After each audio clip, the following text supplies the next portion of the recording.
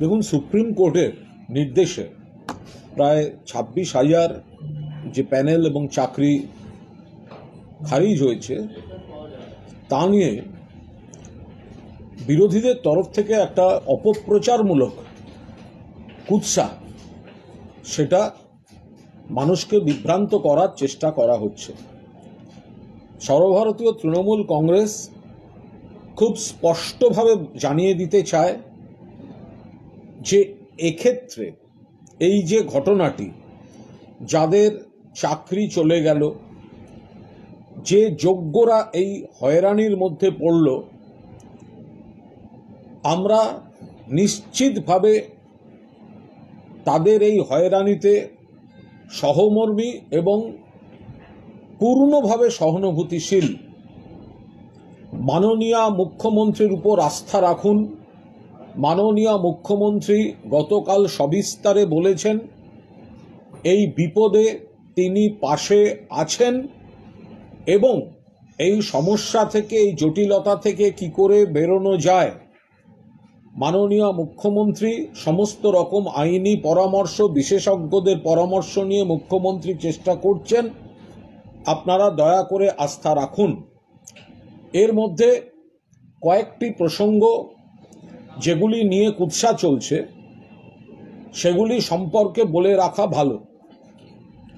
যেমন বিরোধী দলনেতা গতকাল বলেছেন যে 26 সালে ওনারা ক্ষমতায় এলে তখন নাকি যোগ্য অযোগ্য সব সিবিআই ধরে ঠিক করে দেবে।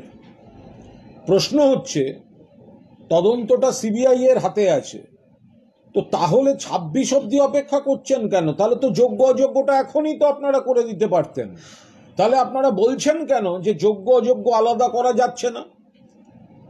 তাহলে যোগ্য অযোগ্য আলাদা করা যাচ্ছে না, 26 সালে আমরা এলে করে দেবে সিবিআই, 26 সালে এলে আমরা করে দেবো, এই কথাটা আসছে কোথার থেকে?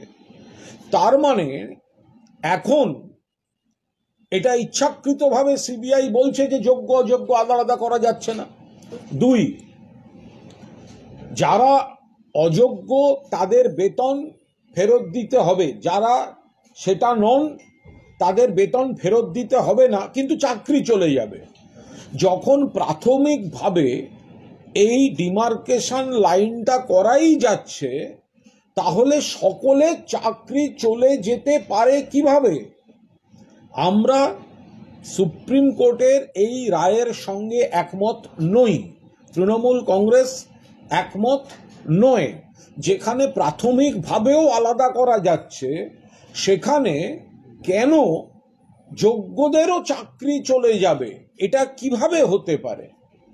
3 নম্বর, এটা আমরা খুব স্পষ্টভাবে বলতে চাই, যাদের বিরুদ্ধে খারাপ কাজের অভিযোগ আছে, অনিয়মের অভিযোগ আছে, ভুলের অভিযোগ আছে, সিবিআই অ্যারেস্ট করেছে বা কোনো এজেন্সি অ্যারেস্ট করেছে এই চাকরির ক্ষেত্রে, তৃণমূল কংগ্রেস বা রাজ্য সরকার তাদের বাঁচাতে কোনো চেষ্টা করেনি এবং করবে না।